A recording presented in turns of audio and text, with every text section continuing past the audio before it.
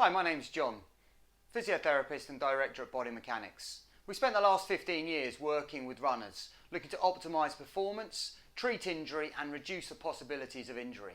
We've done this through movement and gait analysis. This requires face-to-face and hands-on treatment.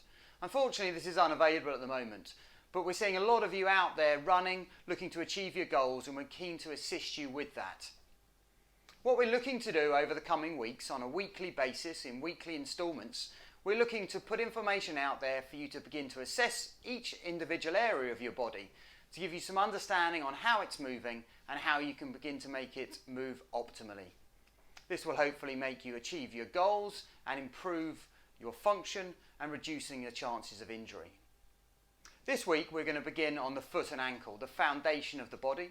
And what we're going to be looking to do is teach you how to begin to assess that, understand its movement, and understand the influence it may be having on your performance. So you might ask why we've started with the foot and ankle. The foot and ankle is an extremely important area of the body and is one that is very prone to injury. There are not many people out there who can say that they haven't had at least a minor ankle sprain. And if even that minor ankle sprain has changed the way in which you move, the flexibility you have, this is going to have a significant influence on your ability to run and your ability to optimise performance. So initially we're going to have a little look at the foot and ankle. So the first thing we want to think about is how we're going to assess and analyse that movement. The first thing and the first assessment tool I want you to look at is how your foot and ankle position during walking and running. The things I want you to think about is, do your feet position in equal alignment on the right and the left? Does your toe come in or out to the same degree on the left and right hand side? And are your feet positioning in the direction of travel? What I then also want you to be aware of is how your foot positions at initial strike and how it positions at toe off. What I also then want you just to be aware of is the position that the foot goes into turning inwards or outwards during your swing phase. This will give us a good understanding of which ankle is working most optimally and which one might need attention. What I then want you just to be aware of, and this can give us a good amount of understanding of how long you've been doing this, is to analyse the wear patterns on your shoes to give us good understanding of what's happening at initial foot strike and push off. Begin to think about these things to give us our initial understanding. So the next thing we're going to have a little look at is some static posture and analysis. So the first thing I want you to do now is actually stand in front of a mirror. This can be done with the shoes on and with the shoes off to get some understanding of how you move in and out of the shoe. The first thing we're going to look at is the postural alignment of the body over the top of both feet. Does my spine, torso and pelvis weight distribute evenly over the right and left hand side? If this isn't the case, this may be a reason why one side of the body has more problems as a result of being overloaded. The next thing I want you to have a little look at is how the body aligns in this position.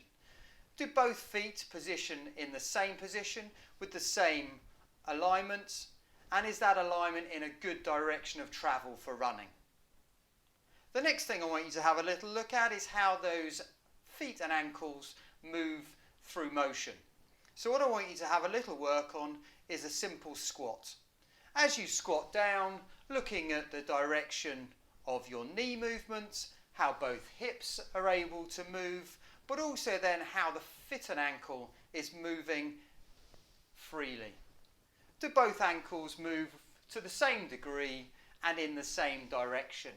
Are we getting any falling of the arch on one side more than another, or are we getting a restriction of movement? So did you find that during the gait analysis, the walking analysis, or during the mirror analysis, you identified one side of the body which took more load, that turned out more than the other, that was stiffer than the other? If so, what we're going to look to do now is going to give you some simple stretches that you can try to work on and some simple exercises to try to change that. This obviously is just focusing on changing the foot and ankle. It doesn't give us any information about what may be happening further up the chain. If you do have any questions or queries regarding any of the exercises, or if you have any concerns, do not hesitate to give us a call. We'll be more than happy to speak to you regarding any issues that you may be having. So if you found restrictions in flexibility, restrictions in the optimal positioning of that foot, we're going to start off and assess two simple stretches. The first thing we're going to look to do is going to look to assess the muscle of the gastroc, which runs up behind the knee. And we're going to look to do that against the wall, arms up against the wall, foot back, keeping your heel down, and we're going to look to assess the length of the upper calf. I'm going to get you then just to change over and compare that to the left. What you're looking for is even flexibility through the right and left hand side and the ability to keep your foot in a straight forward position without a reduction of the arch significantly. You're looking for even flexibility on the right and left hand side. What we're then going to do, second stretch, hands against the wall. We're then going to look, if we can, to bend the back leg, looking to assess the flexibility of the soleus, the smaller muscle which runs up not quite so far, doesn't cross the knee, so is stretched when you bend the knee in this stretch position. What I want you to get is an understanding of the difference between the right and left hand side. If you find one is significantly tighter than the other, that's when we really want to be getting in and stretching and reducing that difference. So what we want to think about is holding those stretches for 30 seconds, as symptoms allow obviously, and at a level that's comfortable. Again, if you have any concerns, queries, do not hesitate to give us a call. We'll be more than happy to answer any questions that you may have. So what we can then do is use those stretches to optimise the movements of those ankles. What you can then do is reassess your running, reassess your foot position, reassess the alignment, reassessing initial foot strike and push off, and analysing swing phase. What you can then also is return to the weight distribution in the mirror exercise, the squat positional exercise, having a look at how the ankles are changing as that flexibility of the ankle is changing, also how that can change performance. What we can also do is a few other simple exercises to make sure that we're freeing off those ankles and calves as optimally as possible, and do a little bit more analysis of where the stiffness actually lives within the muscles themselves. So what I'm going to look to do now, using a simple roller, okay, and you can use any cylindrical piece of equipment, a bottle for example, make sure it's safe, make sure it's secure.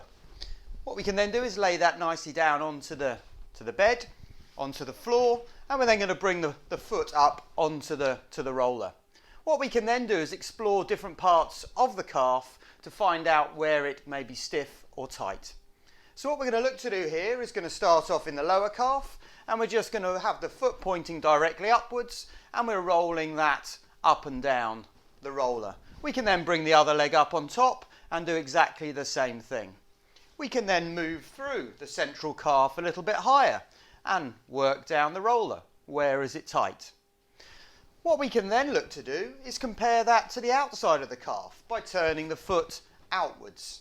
And as we then lay the foot on top, we can also then roll up through that area, looking at bottom, middle and top of the calf, and do exactly the same thing for the inside muscles of the calf, and roller up and down. Okay. We can also analyse the tightness of the outsides of the calf by coming onto the side of the body, laying up on top, and again looking to work in the same fashion. Top, middle and bottom, running through the calf, assessing its level of tightness. This is going to give you a huge amount of information, and what we want to then be thinking about doing is assessing the right and left hand side, again looking to fit this back into the evidence we've gained from the running assessment, the walking assessment, the squatting assessment and the stretching assessment, and use the roller and the stretches as treatment modalities to neutralise the position and the movement of each ankle in turn. So, hope you found the rollering useful. Key thing to remember with the rollering, do not torture yourself. And obviously what you're then looking to do is to take the releases you've done with the rollering and reassess the stretches, reassess the other tasks, the running, the walking, the squatting, the postural alignment, the weight distribution, and the stretches Does the roller give you that efficient extra release that you're looking for to gain the flexibility you need to optimise running performance and hopefully reduce injury?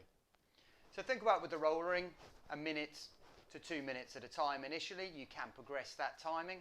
And also with the stretches, I'll be looking to do at least 30 seconds on those stretches, always as symptoms allow, and looking to gradually feel that you're then progressing with those, but always referring back to the tasks to check whether the stretches and the rollering are giving you the outcomes you're looking for.